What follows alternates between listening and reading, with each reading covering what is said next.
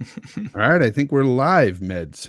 So All let's right. do this. We want to welcome everybody to the very first episode of Fight Culture. I am Jay Fonzarelli, just one of the hosts here. Of course, I will be accompanied by my boy Meds here every weekend.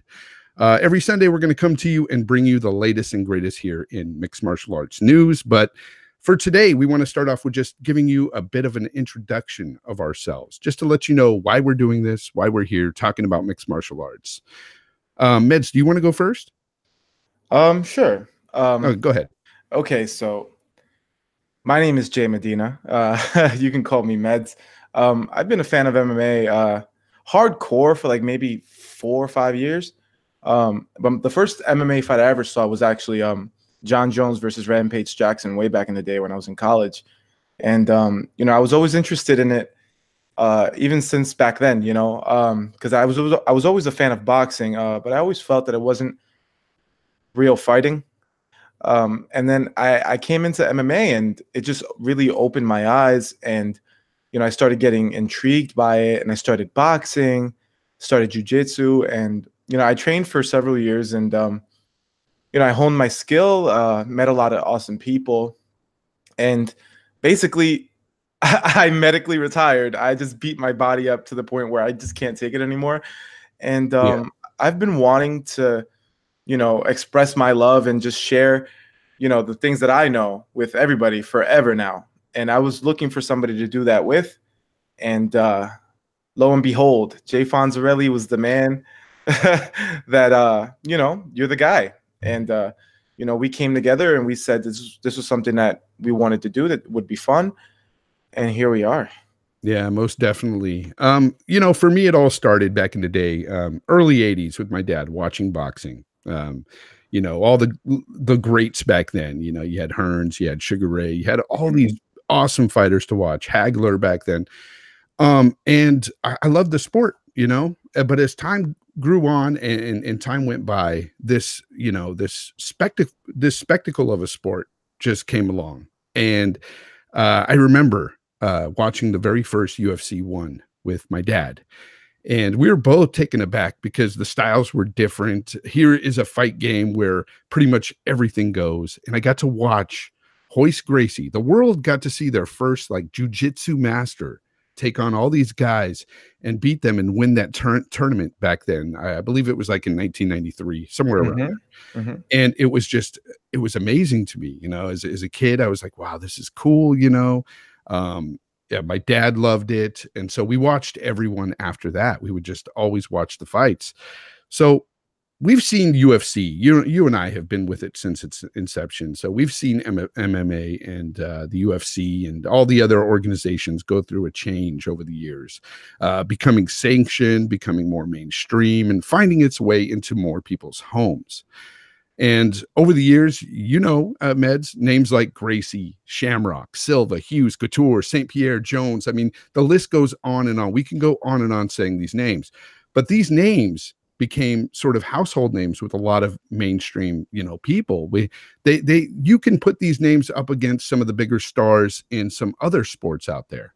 And that's how far along MMA has come. And it's great to see. And you and I love the sport so much that we just wanted to come together and talk about this. I know I told you, and other people know that know me. I used to have a mixed martial arts podcast in the past that I started with my best friend Mike at that time. And over the years, we had some great talks with even fighters. We talked to both fighters, big and small. We stayed relatively small, but we had a great following that followed us every week.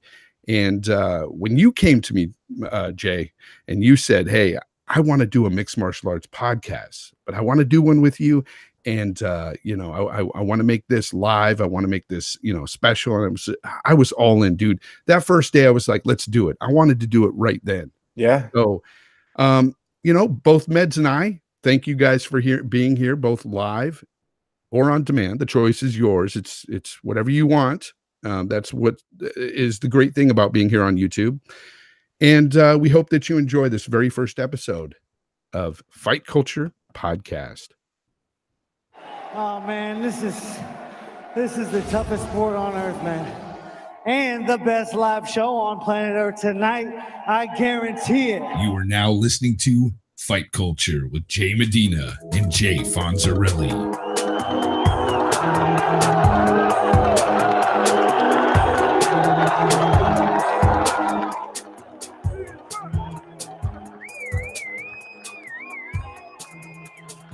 All right, let's get into some fight talk, Meds. Let's get into fights. Let's go ahead and recap the fights we had this weekend. Fight Rewind. All right, so let's start off with, who do you want to start with, Meds? I think we should build up from one and then end up with the UFC. Let's go ahead and start talking about one championship. Of course, here we had Demetrius Johnson and Eddie Alvarez make their debut with one championship. Of course, this was part of that whole trade deal the UFC did with Ben Askren. And we got to see our boys fighting over there across the pond. And it fared well for one person, but not the other. So let's go ahead and talk about what happened with Eddie Alvarez versus Timofey. And I might butcher these names, Med. Nasty Yukin, I'm not sure. But both Nasty these fighters, Yukin, yeah. Both these fighters came out throwing hands, but it was Nasty Yukin that got the better of Eddie, dropping him where he proceeded to turtle up. And it seemed that Timofey just came down raining punches, and the refs jumped in, stopped the fight. And of course, Nasty Yukin would get the TKO victory. What do you think about this, Meds? Man, I think the first thing that comes to mind is, it really dispels that notion that, that the best fighters are in the UFC. We have a guy who has been, Eddie Alvarez is a dog. Eddie Alvarez, for my money, is the best 155er to ever walk the earth. Guy who, won titles in Bellator, the UFC, and he goes over to ONE FC and he gets kind of starched by this guy who I've never heard of. Yeah. This Russian cat. And it's like, wow, this is really eye-opening because, Eddie Alvarez has fought all over the world. So who is this Timofey guy, Yeah, I you know what? I was thinking, as soon as he walked up, I was like, Who the fuck is that guy? Yeah. That's what I was thinking, I was like, who is this dude? But yeah, he starched him. And the thing is, it was weird to see because I looked up this guy's record and he was coming off a loss. And it seemed like that they were giving him, I don't want to say giving him an easier guy, but that was my first thought. I don't know if you thought about that at all. I agree. I thought they set him up for a winnable fight. Yeah, and it sucks to see that because I like Eddie Alvarez. He's a great fighter. He's somebody I've been following for years now. Mm-hmm. He's a good fighter, and it just sucks to see him go down like that. But hey, anything can happen in these fights, and it did. This weekend we had a lot of upsets and just craziness that happened and took place in these fights. So, and we're going to get into all these fights, but let's go ahead and move on and talk about Demetrius Johnson versus Yuya Wakamatsu. Here's another guy. I didn't know who he was, but he looked like he was a formidable opponent against DJ. At one point, he even cut DJ his underneath his right eye, and I was pretty shocked. Like, DJ hardly ever gets hit, and when he gets touched, it's usually very light because he moves his head well. And no, he got touched here, and DJ looked good against him. But this guy was, like I said, he was a formidable opponent. Did you see that?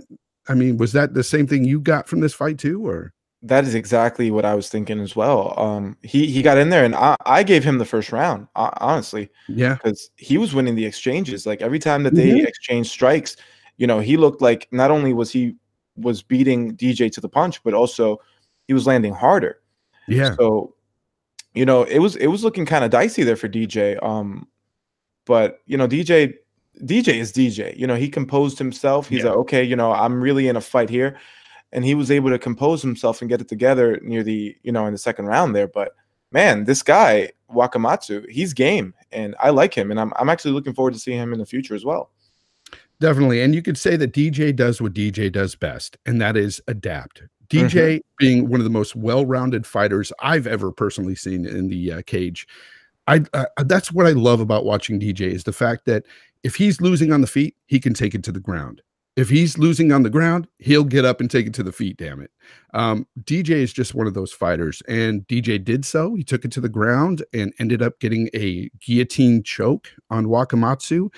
But again, like you said, I'm interested in seeing more of Wakamatsu. I mean, he looked very good. So it kind of opens up the world's eyes to, these other organizations. And I think that's great. And it's great for the sport. It's awesome to see that, yes, there is fighters outside of, America and the UFC that people can gravitate to and watch and enjoy. And that's special, because you don't want just the UFC to be the top dog and everybody just watch the UFC only. You want this to grow. You want the sport to get even bigger. And I think that's what it showed us last night with these two fights. Absolutely. I really appreciate these up and coming organizations, really putting a stamp out there and making a name for themselves. One championship is out there, and, they've kind of moved up even beyond Bellator in terms of how interested I am as of right now. Yeah. Let's get into Bellator. That's a good segue there, Meds. Bellator 219, Saad Awad versus Gertz.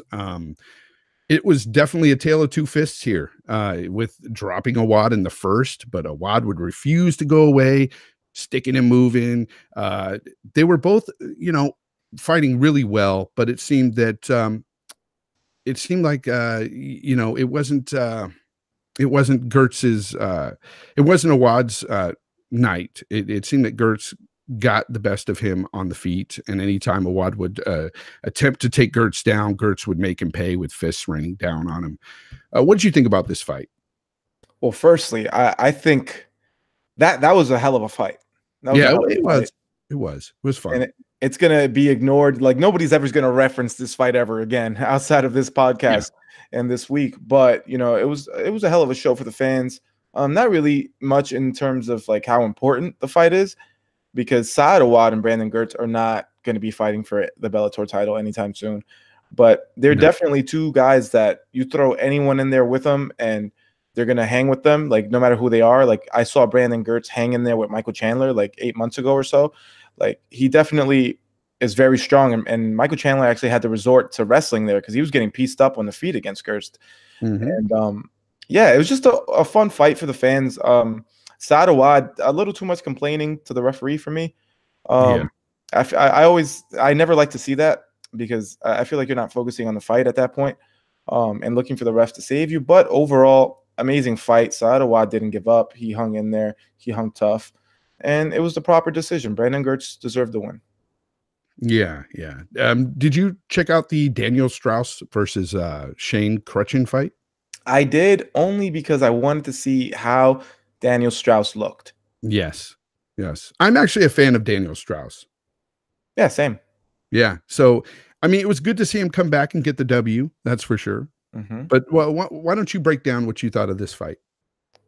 Well, I mean, Shane Crutchin, all due respect to him, because first and foremost, like, if you're a fighter, I respect you. You could be 0-12. I respect you, because you're a fighter. You get in there, you train, and you fight your ass off no matter what. But let's be frank. Shane Crutchin is what do they call those guys in professional wrestling? A jobber. He's a jobber. They brought him in to fight Aaron Pico about a year ago, and Aaron Pico starched him. And Daniel Straus, if for anybody listening who didn't know, he went through a very traumatic motorcycle accident over a year ago, and doctors told him he would never walk again. And not only is he walking, he's fighting. And the Bellator just threw Shane Crutchin in there as a sacrificial lamb to see if Daniel Straus could even fight anymore, honestly. So Daniel Straus did exactly what he was supposed to do. He went in there and he finished the guy who he was supposed to finish. It was good to see. Yeah, and Straus winning in the first round was really telling too. He made a statement there saying, "Yes, I'm back and I'm ready to take this division." I've always thought that he was a great, well-rounded fighter. And after that accident, we didn't know if he'd even walk again. But seeing him like just dominate this first round, take this win, it was really nice to see. So big ups to him, and I can't wait to see his next fight. Joe Schilling versus Keith Barry. I don't know if you want to talk about this, but nah, we can move on from that. yeah, here's the thing. I'll just say it. Joe Schilling got a unanimous decision here win, but both guys are really nothing of note. I mean, I respect them as fighters. Okay, but as far as that, they're no real name droppers or anything. It's just, I mean, Barry hasn't won a fight since 2013. Dude, he's 15-14, bro. 15-15 now after that loss. Oh, yeah, even record. No. And Joe Schilling is 4-5.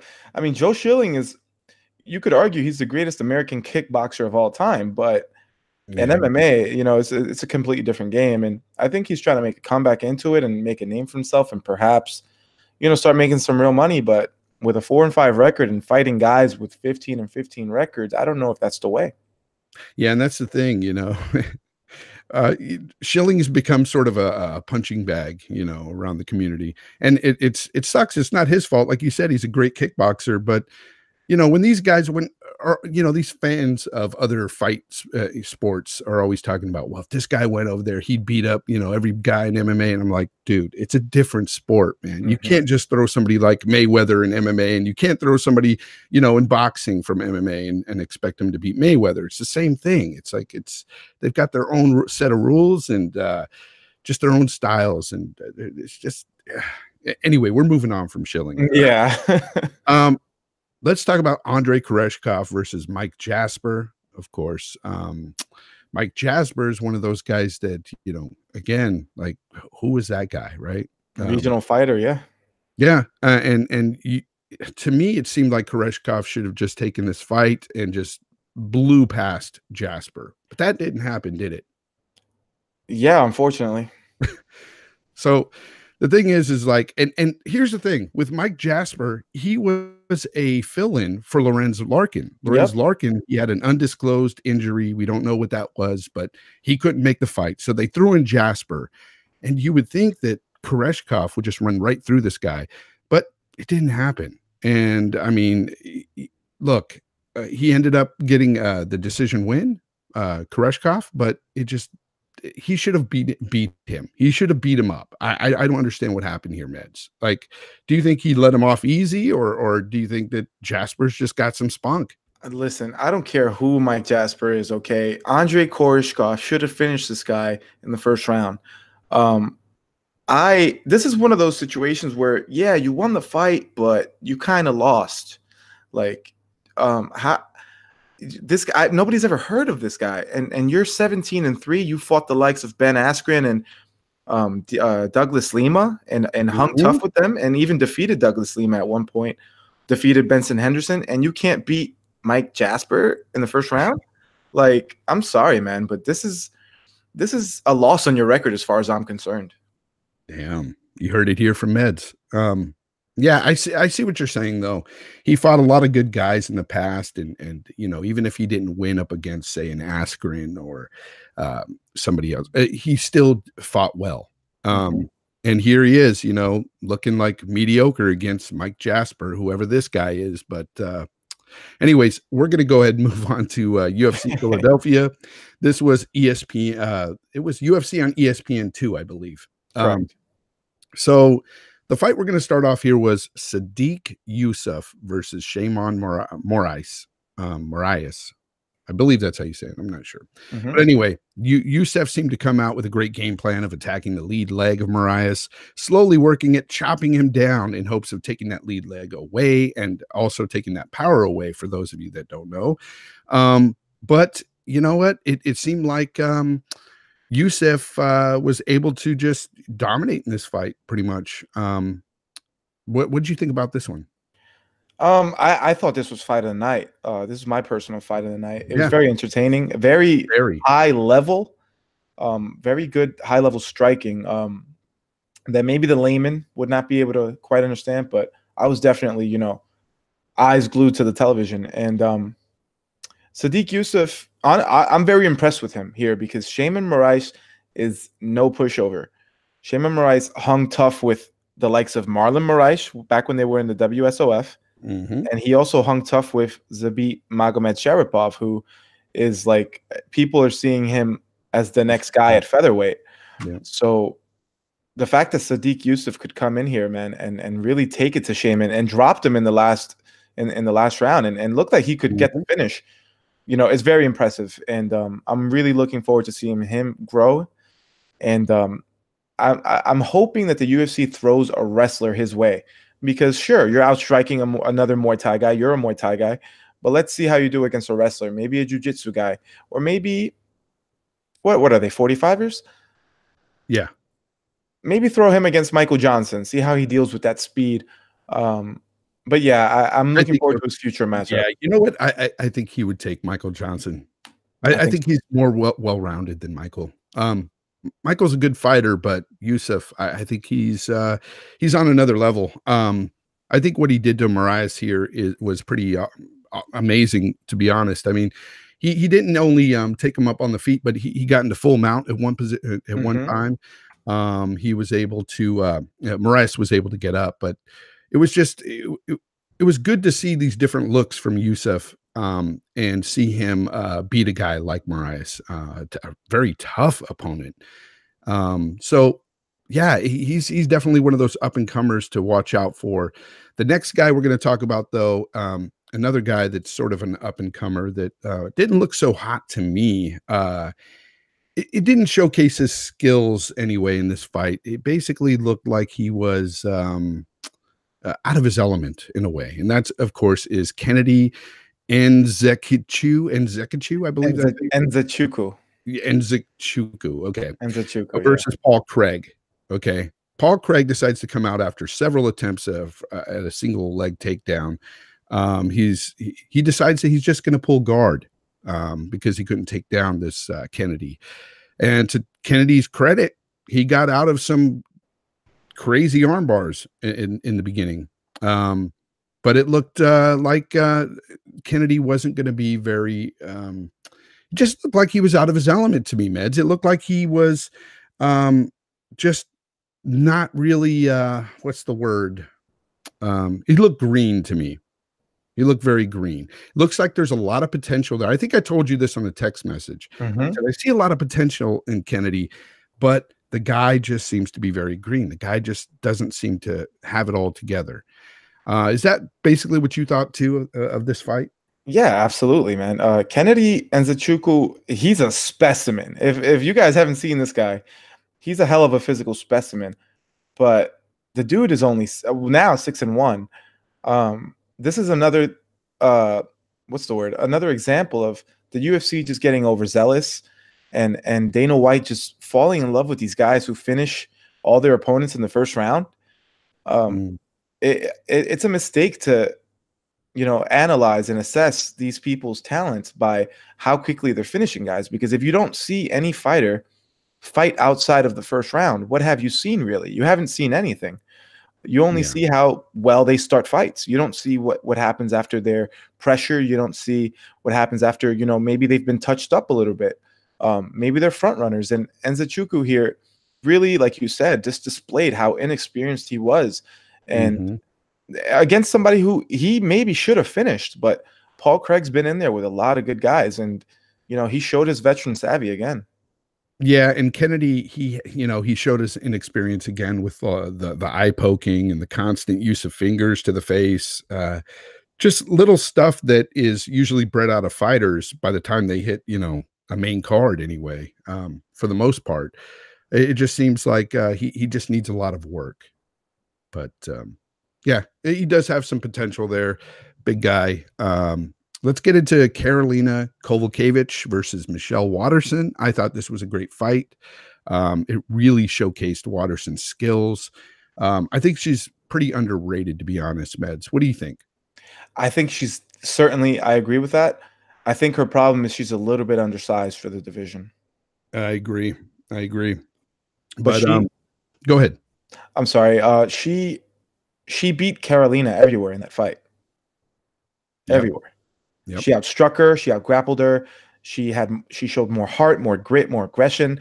She beat her soundly. Yeah. And this is an opposite tale here from the Kennedy fight, because she showed her experience here, where she just, would bide her time and wait for the right moment to say, try for that arm bar. in I believe it was the first or second round where she went for an armbar.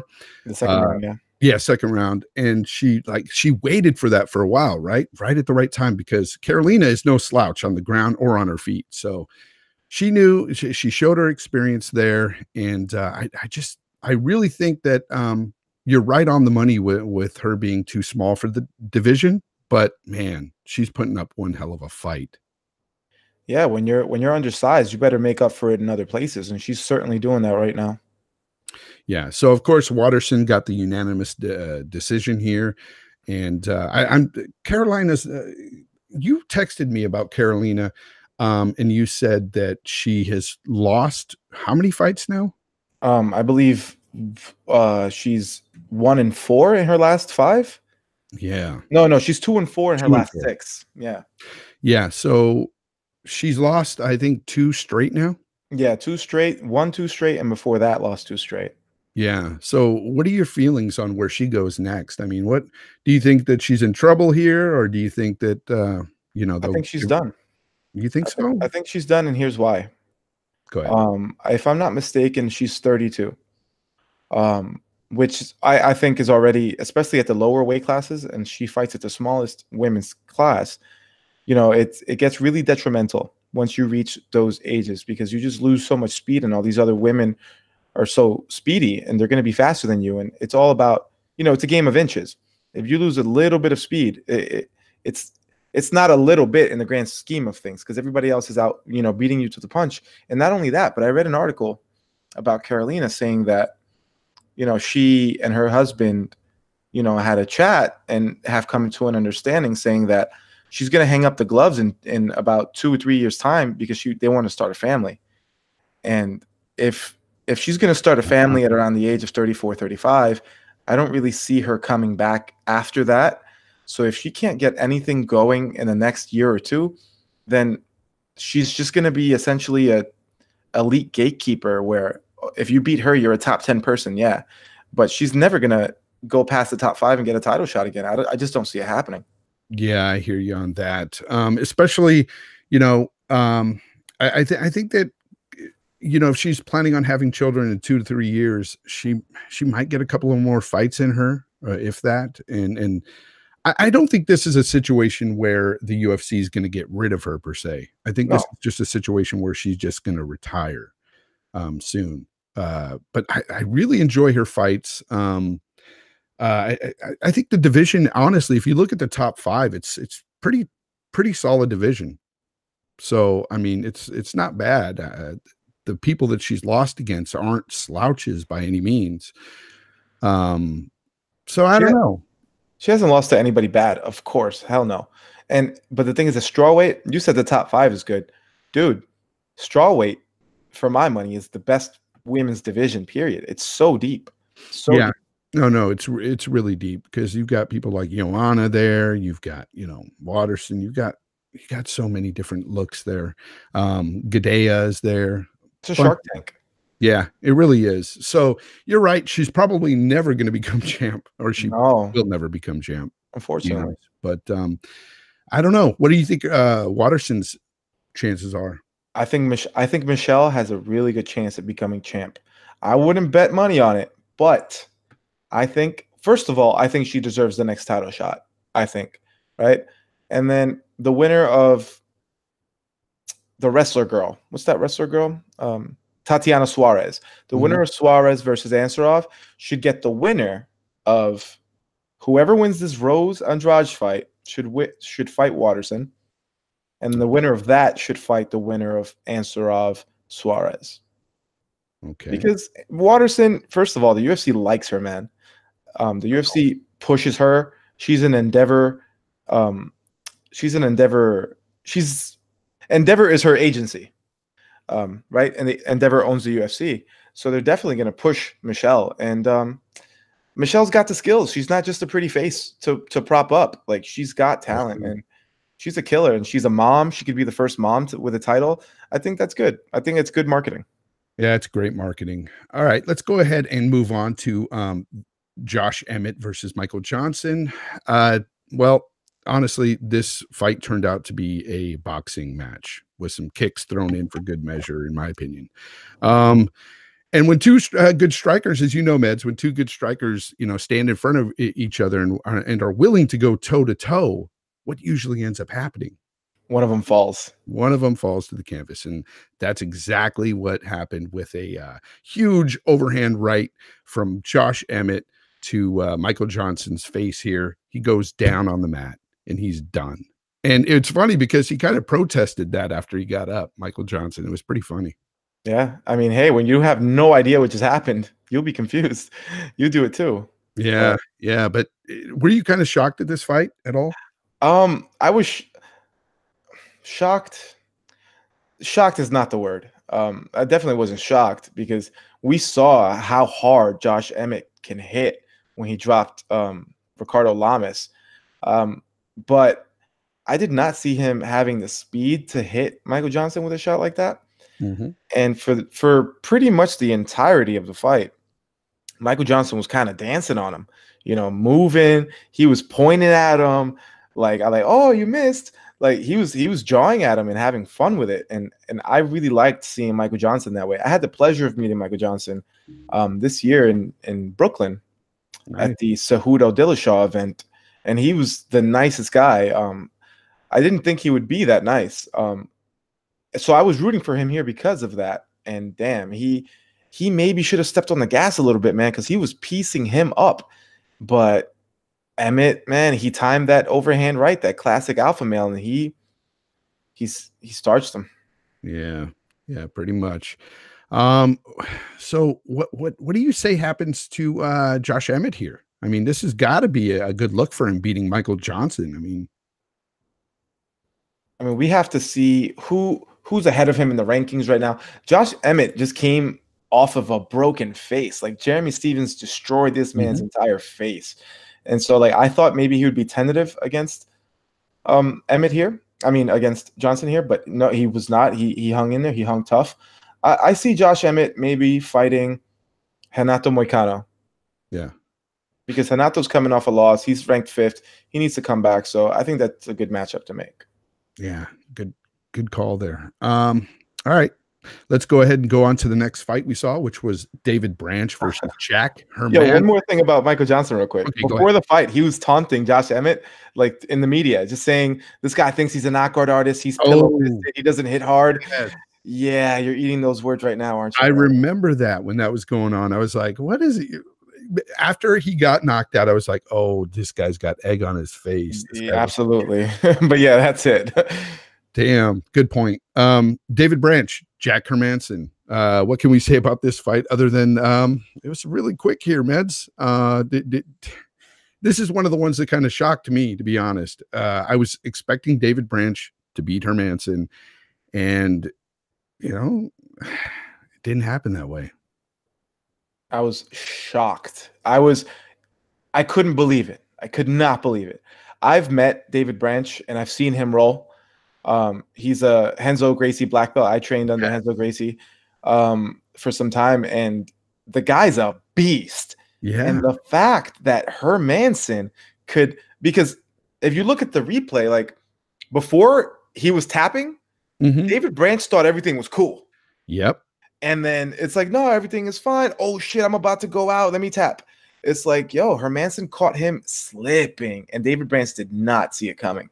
And this was an arm-in guillotine as well. It's it seemed like he was just cool, calm, and collective in that, and it was just so quick when he decided to tap, though. So obviously, Hermanson's got some skills on the ground.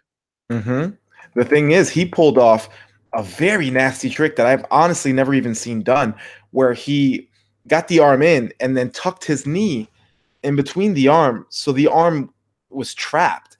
And basically, he didn't even have to crank the choke.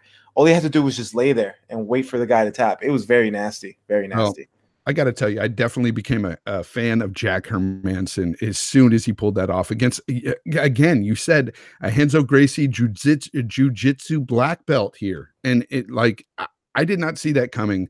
So good on him. Great fight. And who do you think would be a great matchup next for Hermanson? Hermanson. We're talking 185. Hermanson. Well, Hermanson's going to move into the top 15 now because David Branch was number 11. I think we give him. I say we give him Brad Tavares. Oh, good one. That would be a very good fight. A chance to move up in the rankings. Brad Tavares is coming off a loss to Adesanya. It'll be a good fight for sure. Definitely. All right. Well, let's go ahead and move on to the fight of the night, which was the main event. Here it was, of course, Edson Barboza versus Justin Gaethje. And look, I remember texting you and saying one of two things may happen. I was like, hey, you know, if Edson Barboza is on point with those legs and starts kicking, it's going to be, good night for Justin. But then you texted me back, and what did you say? I said Justin Gaethje is going to get too close to Edson. Edson won't be able to kick him. He's going to force him the brawl, and he's going to win the fight. And that's exactly what happened here. Oh, man. You called it. You nailed it, dude. So with a well-placed right hook, he put Barboza on the canvas, and it just gave him the knockout victory of the night. And Justin Gaethje was the man that night. So I mean, I didn't think he was going to be able to knock him out that fast, to be honest. This is one of those surprises for me. Mm-hmm. But I thought it would come in the later rounds, to be honest, if a knockout was to happen. Yeah, I didn't see it ending that quickly at all. Yeah. I was very surprised by that. When I said he'd win the fight, I'm thinking this is going to be a war. I didn't mean he's going to starch him. Yeah, you're thinking maybe third round. Yeah. You know? But I definitely didn't see it going to the judges. Yeah, but it was a good fight though. Like I thought this was very entertaining. I loved it at the beginning when they were both throwing leg kicks at each other. And I'm thinking to myself, Justin, you do not want to do this here with Barboza, because you could see the difference, the level of just that ferociousness coming from Barboza with those kicks, and Gaethje just did not have that. So yeah, the technique was a lot more crisp on Barboza's side. Yeah. Who's okay? So Doom FPS in the chat is saying, give Justin Tony Ferguson. I you know what? As good as Justin looks, I still say Ferguson would win that fight. I would have to favor Tony because I think Tony's the best in the world. But Tony is awesome. I can't give Justin a Tony fight because Tony, from now on until his retirement, and I know that he's dealing with a lot of issues right now, and this is all assuming he gets that taken care of and comes back healthy, but Tony Ferguson is not allowed to fight non-title fights from now on until his retirement. Tony Ferguson is too good for him to be wasting away fighting the likes of Justin Gaethje or Anthony Pettis anymore. He can't. Yeah, no, I agree with that, man. It just seems like Ferguson, he needs that title shot again. He needs it. We need to see him take over the division and the world. Tony Ferguson, absolutely. I'm high on Tony Ferguson. Ever since he started in the UFC, I've been a fan of his. And you can go back to my old podcast years ago. I was always talking Tony up. This guy's going to be a future champ. And sure enough, look at him. He's amazing. I love him. But man, the only fight other than the title fight is maybe a McGregor fight. But that's it. I need to see him fight Khabib. This has been scheduled and canceled too many times. It's breaking my heart. I bought tickets for UFC 223 thinking I'm finally going to see Tony Ferguson, the best in the world, fight Khabib. And then on April 1st, I thought it was an April Fool's joke. He trips over a wire and tears his ACL. Yeah, it was so stupid. Man, I was so pissed off. I was devastated. But hopefully he comes back. And honestly, I think Gaethje. Damn, who do we give Gaethje? Who do you think? Oh man, Cowboy. Winner of Al Cowboy. Okay, that would be a good one. Iaquinta, Cowboy. Yeah. Any one of those two guys would be fine. Absolutely. And I think Justin has a shot at either of those guys. As much as I love Cowboy and his tenacity and his his willingness to fight every damn week, that's what I love about him most. He's always willing to go, and he's been a game fighter for so many years. But Justin definitely could. He has the potential to beat either one of those men. I'd favor him. I'd favor him against Cowboy. I think Al beats him. You think Al would beat him? Yeah, dude, Al is so smart, man. Al would stay behind the jab all night. Yeah, you're probably right about But that. I mean, he fought really good against Khabib. Gaethje is one of those guys. There's a lot of fighters who always say, like, I haven't even shown you the things that I'm capable of in the cage. You haven't even seen half of what I can do. And with Gaethje here, this is actually true, because this guy is a NCAA All-American wrestler who never wrestles. And dude, I think if he gets it out of his head that wrestling, because that's the thing, he thinks wrestling is boring and he wants to entertain. I think once he gets that notion out of his head, I think he could be the best in the world. Well, he did really well against Khabib, like I said, and Khabib's a much. I mean, Gaethje. I'm talking about Iaquinta. Oh, Al's a hell of a Al was to fight against Justin. But yeah, I hear you on that. Let's go ahead. You know what? Are you okay with moving on? Yeah, I don't have anything else to add here, man. Justin Gaethje is the highlight for a reason, and every fight he has should be a main event. That's all there is to say at this point. Yeah. He came out of which organization before the UFC? Was it FOS? World Series. Yeah, WSOF. World Series WSOS. I watched him back then. I think Marlon Moraes also came from there. Yeah, they had a great bunch of fighters. Yeah, they had a squad. David Branch as well. You're right. So it's one of those things where, again, we talk about mixed martial arts and all these different organizations and people giving one championship a look now because of fighters like Wakamatsu and the other guy, Nasty Yukin. These guys look pretty formidable and look pretty good. And so you want to see them more often. And I'm looking forward to seeing these fights coming up for these different organizations. And it's great to see for the sport to grow. Let's go ahead and move into some news here. News corner.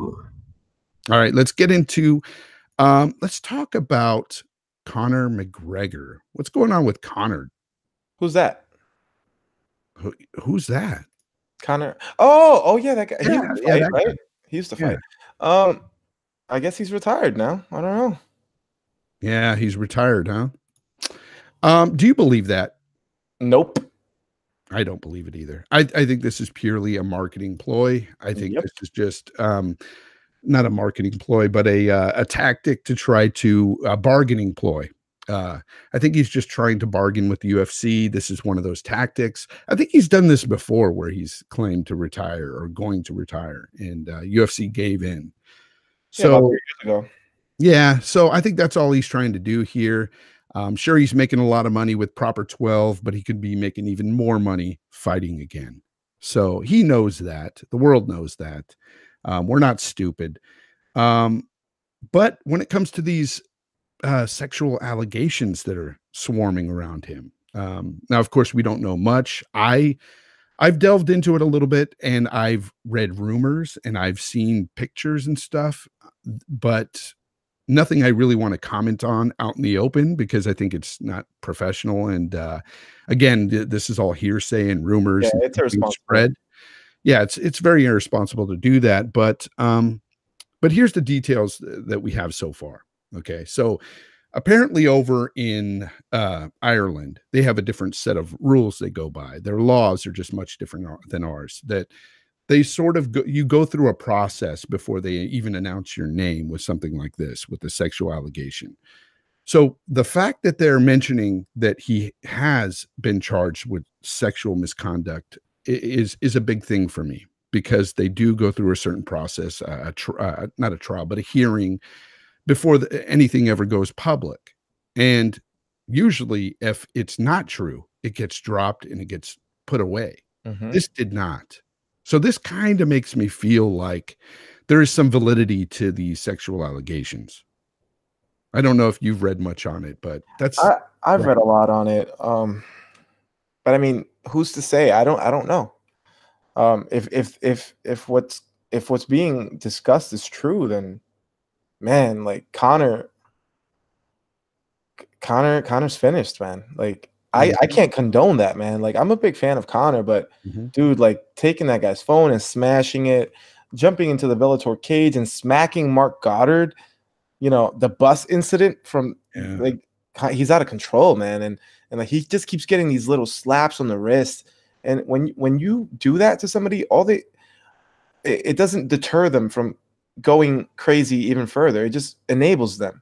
And he's just been enabled to the point where I don't know, man. Yeah, I know what you're saying. It's like because you're such a great fighter, we're just going to let you off the hook for all this crazy stuff you're doing over and over again. The world does not work that way. Just because you have money or you have the skills in the cage doesn't mean shit. Like we need to, you know, this guy needs to be reeled in big time.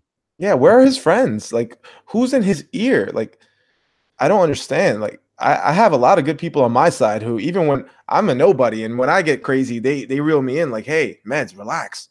Like, where are this guy's friends? Artem, grab your boy. He's tripping. Yeah. But as far as the sexual allegations go, because I said they go through that process, it makes me feel like there is something there. There's something valid there. Now, I'm not saying that he's automatically guilty. No, I'm not saying that. I'm just saying that there's something there for them to put his name out there and with these sexual charges.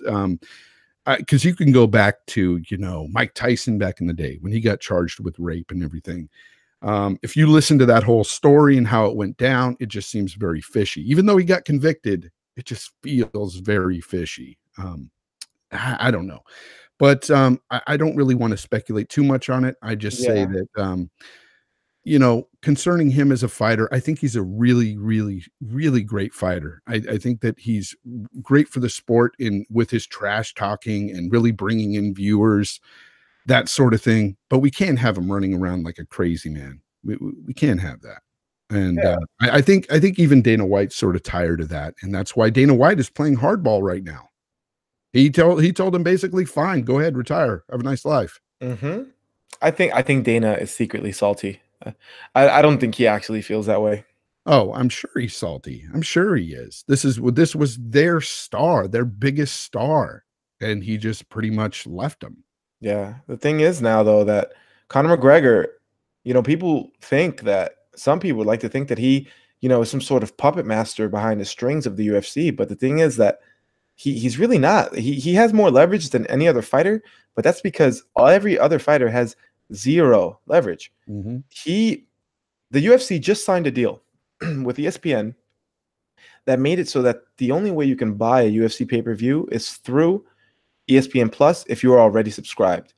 And according to things that I've read, you know, in many outlets, Bloody Elbow, MMAfighting.com, the way that they structured the financials with ESPN makes it so that anytime the UFC puts on a pay-per-view, they make, having sold zero, you know, this is before they even sell the pay-per-view, they already make enough money to equal what they would have made had the pay-per-view sold 500,000 buys. Yeah. Meaning that even they can throw out nonsense. They could throw out garbage main events and it could sell 10,000 buys and they're still going to make bank. So Conor McGregor isn't really needed anymore. So Conor McGregor might need to fall in line. And if he wants to take a stand and say, no, I'm going to only fight if you give me shares in the company, then we might have seen the last of Conor in the octagon. Yeah. We'll see. Again, I hope not. I like him as a fighter. I like him in that he brings the eyes to the sport. He helps the sport grow. And let's face it, I mean, he's really only been beaten twice. And it's by decent opponents. So I don't know. I want to see the guy back, but yeah, if he's found guilty of these sexual allegations, and you know there's some really good proof there, then yeah, I'm done with him too. I wouldn't want to see him back doing anything. But let's go ahead and move on. Let's go ahead and talk about another man in the news, and of course that is TJ Dillashaw. So, Meds, I just got to say, man, here's why I think this man is guilty. And I'm just going to say it straight out. I think he's guilty of roid use because, all right, so let me start at the beginning. So Jeff Novinsky, of course, of USADA, he's been conducting tests for the UFC for quite some time now, since 2014, I believe. And in the past, they would conduct these tests, and when somebody was popped, the offender, they would put it out there in the media. Boom, Silva's caught. Boom, Jones is caught. And this is for what, right?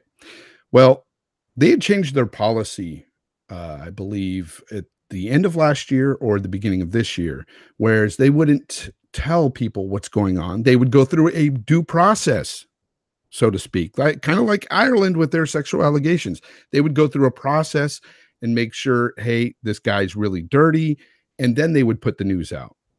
But TJ Dillashaw himself, as soon as he was popped by USADA, he decided, I'm going to put the news out there on his social media. But he didn't just put the news out there, Meds. He came out and just said, hey guys, I got popped.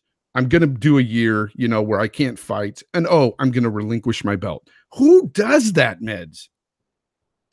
Somebody who was told that they would be stripped of the belt. I feel like it's somebody that is guilty, because I just don't see somebody jumping out in front of that. If you're not guilty and they're going through a process, USADA, they're going through this process with you and they're not letting your name out, why would you go out there and do that? Makes no sense to me. I would fight every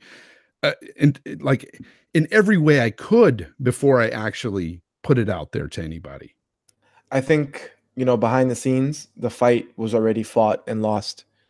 I think they already went through the entire process and he said, screw it. Let me just come out and say it, because it's better if I say it than they say it, You think they went through the whole process? Because the USADA, they haven't said nothing before him. USADA hasn't said anything. Yeah. But if I'm not mistaken, if you get suspended in any way, shape, or form, whether it be by USADA or the Athletic Commission, you automatically get stripped of the belt. Automatically. So even if you can come back and prove your innocence, and you would still be you would still have lost the belt, because that's just the way, that's the precedent. That's just the precedent, because John Jones ultimately, he beat his case, quote unquote, beat his case. But the fight was still turned into a no contest, and they gave the belt back to DC. It didn't matter. So TJ was going to lose the belt regardless. And I feel like it was just a matter of pride. It was just one of those situations where it's like, you can't fire me because I quit. I hear what you're saying, but at the same time, as a fighter, if I was in that position, I would not just relinquish my belt that easily. I wouldn't put it out there first. I would wait till they came out and said, we're taking it to the public, and did all of that before they'd have to take it from my cold, dead hands, basically. Yeah. So it just seems kind of odd the way this situation's going, because I've never heard a fighter before just say, I'm relinquishing my belt, guys. Yeah.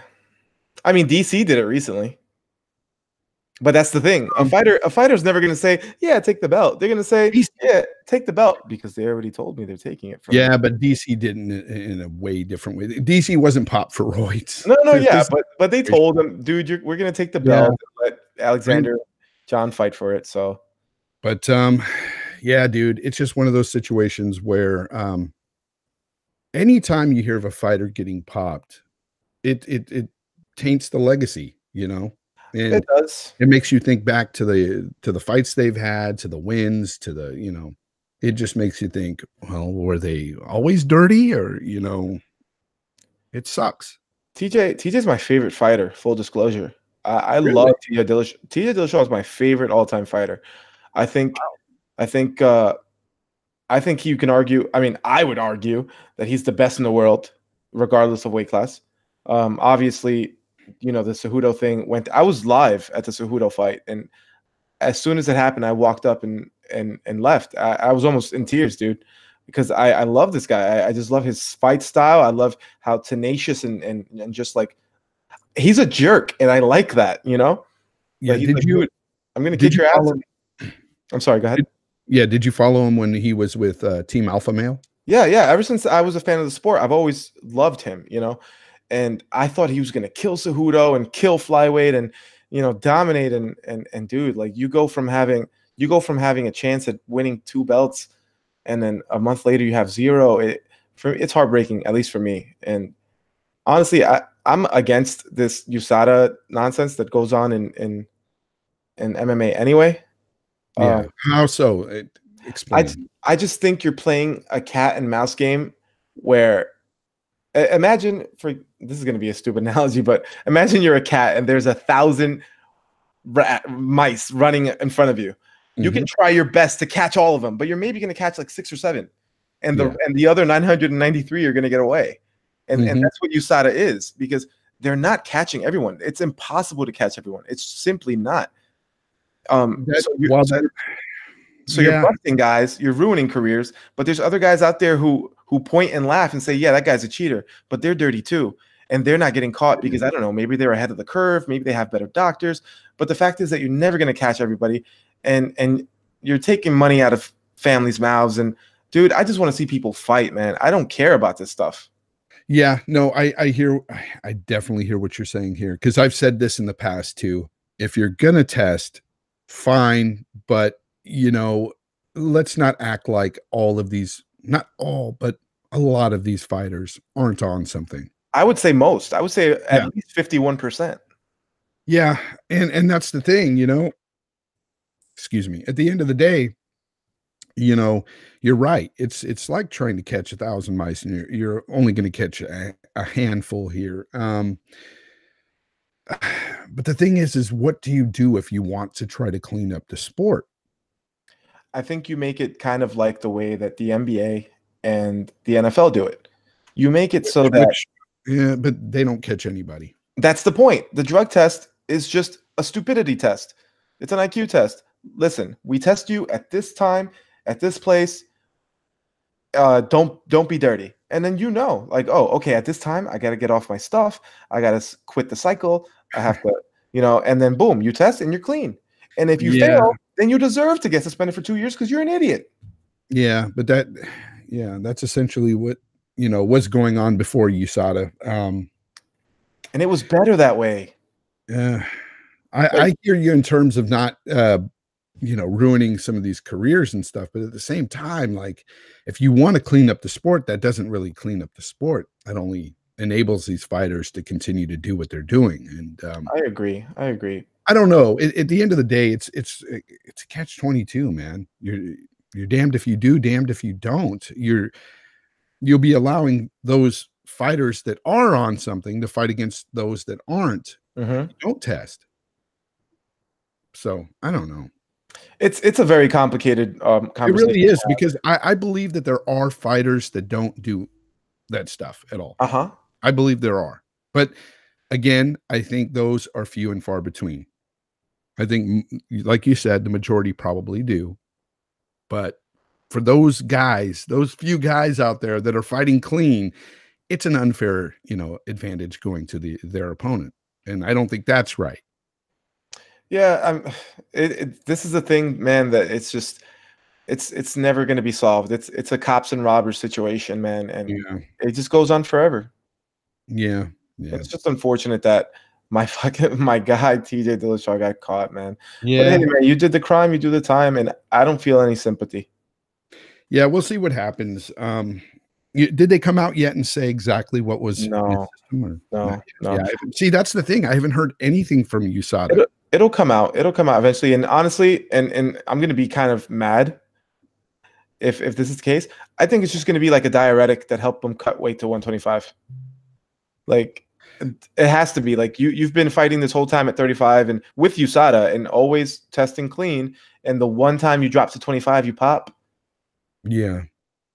Diuretics, what else? Marijuana, stuff like that should have never been tested to begin with. Like, hard steroids, testosterone, stuff like that. Yeah. Because I really don't see those things really helping you in a fight per se. I mean, come on. It's helping you cut weight. That's what we're looking at here. I don't know. It's kind of, I don't know, chicken shit. It is because weight cutting is very unhealthy in the first place, and if this guy took a drug to help him make it safely, then you're gonna punish him for that? I don't know, man. Yeah, it's crazy. But I'm speculating because it could be straight up anabolic steroids. So who knows? I don't know, man. At the end of the day, hopefully we hear back and it's not all that bad, or if it is just a diuretic, at least you have that to go on. At least it wasn't roids. But I don't know. Like, a lot of people are under this misconception that, oh, roids, he's not taking roids. He's small. He would be a really huge guy. No, roids, it's not about doing that to your body. You're not supposed to be this huge muscular guy if you're taking roids. These smaller guys, a lot of them do take roids. It's not necessarily for muscle mass. It could be for recovery. It could be for many different things. Muscle mass isn't necessarily something you even want in fighting. So, yeah, most definitely. We've seen guys that looked like little bodybuilders in there just get tired out really quick. They didn't have cardio. Anderson Silva looks like a dad, and he always has, and he's been popped several times. So, yeah, pretty much. All right. Well, let's call that. Let's leave that there. Yeah, let's leave that there. Let's hope that when TJ does come back, he can be that fighter for you again. I hope so, man. Yeah. But that will about do it for that. Let's go ahead and talk about future fights here. All right. We got a couple here, man. Some very exciting matchups coming up. I want to especially highlight Cejudo versus Moraes for the 135-pound title. That's happening in Chicago at UFC 238. What do you think about this fight, man? Oh, man. Look, Marlon, I've been a fan of his for a while. Like I said, we watched him back in the other organization. He's come over and he's just looked really good. Cejudo, though, he impressed me against Dillashaw. He really did. Against DJ, when he fought DJ, I was thinking to myself, he got the split decision, and yeah, you could give him the win. He won the fight, but he didn't really take the belt. You know what I'm saying? Like, when you fight the champ, you want to see somebody really take it from them. And he didn't really dominate, I would say, in that fight. So he wasn't that impressive to me, but against Dillashaw, he was impressive. So I think this is some stiff competition for Moraes, but I think that if I had to make a call, I would say Moraes might win this fight, based on him being more well-rounded. I agree, man. I think he has devastating striking. I think Henry Cejudo gets TKO'd in the second round. Ooh, that bad, huh? Yeah. Yeah. I don't know if it would be the second round, but I think that he would get TKO'd at some point. Maybe third, maybe fourth. But hey, he could shock the world yet again, because he beat DJ, shocked me, beat TJ, shocked me. If he beats Marlon Moraes, you know what? I tell you what, I will never bet against Henry Cejudo ever again. That would be crazy, right? Dude, if he could get that second belt, that would spell kind of the end for the flyweights, wouldn't it? I think it would. Honestly, I think the flyweights should just go away at this point. Yeah, they're dangling them. They're taking them out. Like, they set up fights, and if you lose, you get cut, to the point where they only have like 11 guys on contract right now. Just scrap the division, man. Yeah, they got rid of DJ, and Cejudo, the guy can move up. He's a bigger guy. He doesn't have the flyweight. Benavidez can move up as well. Benavidez can too, even though he's got the shortest arms I've ever seen.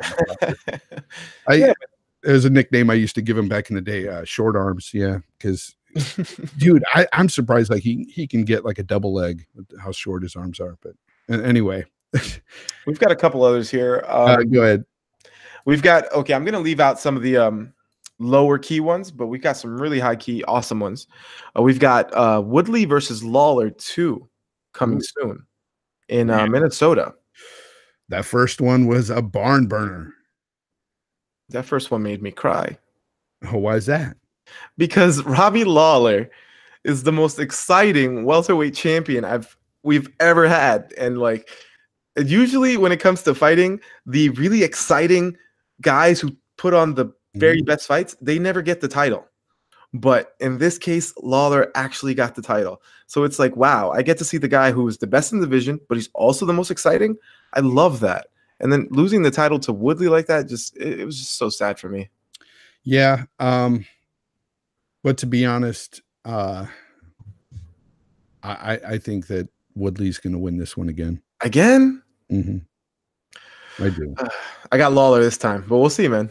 Really? Okay. The reason why I say that is because I think Woodley just, or I should say Lawler seems to be like he's just past his prime. You think he's done? I think it's just happened in the last year, I would say. I think that he's just not there anymore, man. Like I think that he's gonna get beat up. I felt that way when he fought with the way he fights, dude. He likes to brawl, and you can't do that forever. Yeah, he's taking a lot of damage. He's 37. Yeah. And like I said, I don't take nothing away from him. Great fighter. It's just that I think he's past his prime. Yeah. Let's not forget that Woodley's also 37. Yeah, but Woodley has not fought as much or as hard as Lawler. Yeah, I agree. You're right. And you know those take miles off your soul, man. Yeah, hell yeah. The Rory McDonald 2 fight. Oh my goodness. Yeah. He got pounded out that entire fight. If he didn't finish, he was gonna lose. But yeah. Let's see. Oh, we've got 2 more, real quick. This one, I want to focus more on the second one, so let's hit this one first.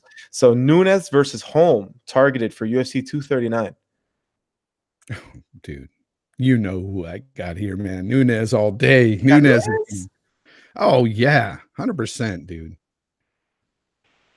I'm gonna have to take Holm this time, man. This is the matchup I've been waiting for forever.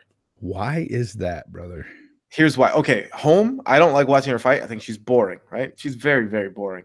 And you know what else she does too that I hate? She's one of those fighters that every time she throws a strike, she's like, ha!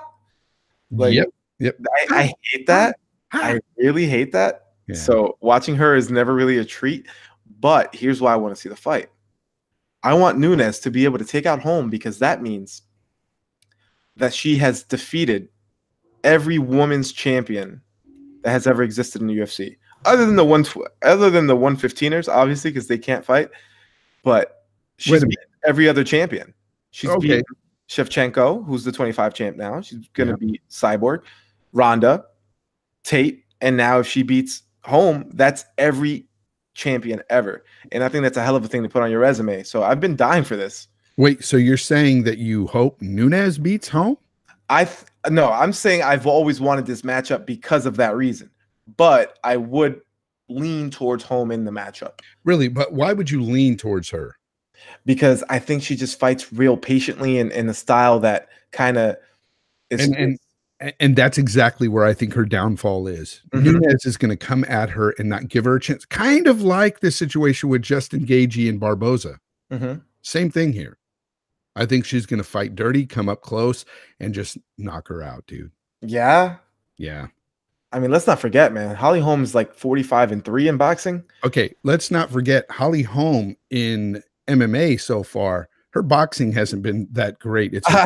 I agree. I mean, listen, she was a great boxer, you know, in relation to the people she was fighting. Like, she fought a bunch of bums in her boxing career, but it's still an impressive record. And I could definitely see this happening, just like the Gaethje fight with Barboza, though. I could see the same thing playing out, man. Nunes just coming in like a killer. She did it against Cyborg. She's going to do it here and knock out Holm. I think, right? Well, this is what this is my prediction. Holm does kind of what Shevchenko did with Nunes. I thought Shevchenko won the second Nunes fight. Yep.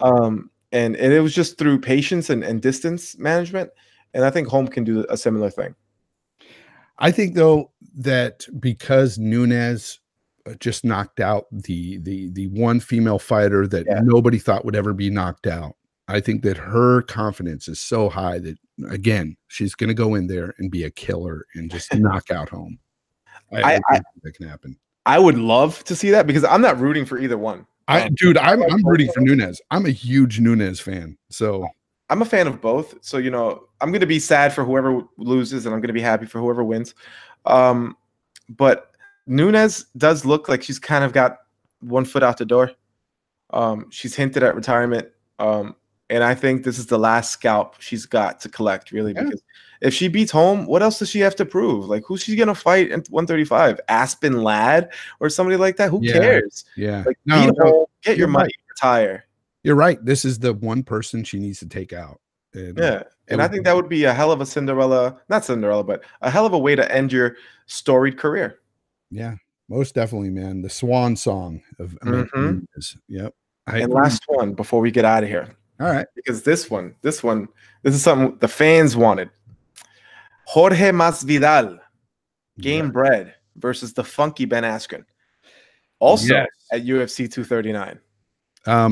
Again, Masvidal. Ben Askren is going to have a tough time with Masvidal. Again, they're putting up against these strikers that they don't mess around, man. Masvidal is an underrated fighter. I've said that for years. I think Masvidal is a great fighter. He showcased that against who was it in his last fight? Just beat him. Darren Till. Yeah, people were high on Till, and look what he did to Till. And Till's huge. Till's enormous, man. He's huge for that division. But Masvidal, he's a great fighter, man. But in the end, seeing how Ben Askren's chin is, man, I think I would go for Masvidal. I would go for Askren here. I think I see him winning this fight still. I'm gonna have to disagree with you again here. I got Masvidal, man. Yeah. I see Masvidal being able to fight off the takedowns, not all of them, because I think if he stays in a position where Ben can keep chaining them together, he's eventually going to get him down. But I think that he's going to be able to stuff the first attempt and get out of there and then circle and hit him with some crisp boxing, man. And I don't think Askren's going to be able to keep up with that. Hopefully, I don't know. He wins this fight, though, Askren. If he wins this fight, I want him versus Marty. Him versus Kamaru Usman. He wants Marty too, dude. And it's going to be a lot of people. They get to booing so quickly when people start grappling. Shout out to the Philly crowd last night. You guys were terrible. But dude, like, I would love to see a grappling match between Askren and Kamaru. I would love to see who comes out on top. When Askren was taking people down in Bellator all those years, and I'd watch him masterfully take people down, and even though he didn't have much of a ground game at the time, it was just amazing to see a guy that could literally take down anybody. It didn't matter how great their wrestling was, or he would just take them down and keep them there. And I was like, wow, this is crazy that he could do this. But I always wanted to see him in the UFC. And now that we have him, like, it seems like Dana's just throwing him to the wolves every fight. Like, he wants to see him get knocked out. That's what's happening here. Dana hates him, so he's going to keep doing it. Hates him. But yeah, I hear you. Ben Askren's gotten better about trying to, trying for chokes, trying for different, things on the ground and pound and stuff, where he's not just laying on the people as much anymore. But yeah, I don't know, man. This is going to be a good fight, though. Either way, whoever wins this fight, I'm fine with, because I like both guys. I don't like one over the other really here. I take that back. I might like Masvidal a bit better than Ben Askren. But I think Ben Askren, what he brings to the sport is great, because, again, he's another guy that trash talks. And a master troll. He's a smart guy, too. So, like, he brings eyes to the sport. And anytime these guys bring eyes to the sport, I'm all for it, man. Absolutely. I love Ben Askren's style. I love the way he talks. I love how brash he is. But ultimately, I got to root for my Latino brother and go with Jorge, man. Yeah, you're going with Jorge or to George for these for the white crowd out there. But I think that's all we got for today, Fonz. That's all we got. It was a great show. We had a bunch of technical difficulties before the show, so if we seemed like we were nervous about stuff here, guys, chalk it up to that. It We was almost didn't make it, y'all. yeah, it was a real nightmare trying to get this show together. But yeah, we thank you guys for showing up. You can follow us at Fight Culture Pod. You can send a voicemail at 747. What is the number here? I gotta see. I should have been more ready for this. Now, that number, of course, will be 747-344-4863. Leave a voicemail there, and that spells 747 Fight Me, by the way, in case you forget the number. Just leave us a voicemail. Tell us what you think of the show. Tell us what you think of any of these matchups we've talked about or future matchups. We'll get back to you, and you'll hear your voicemail live on the show next week. Until then, you can, like I said, follow us at Fight Culture Pod. Follow me at Jay Fonzarelli. Meds, what about you? Well, you can follow me at @therealmeds_. Always talking crap about the fights. I want to thank everybody that came out. You guys are awesome. And tell your friends about Fight Culture. Call in, leave us a voicemail, hit us up on Twitter. Any suggestions, we'll take them. Any questions you would like answered on the show, voicemail or leave it through Twitter. We're listening, we're watching, and we appreciate any support we can get. And any constructive criticism, also send it our way, because we're trying to make this the best MMA podcast on the internet, and we can't do that without your help. So please do that. Thank you. Definitely. All right. Until next week, folks. Fight Culture.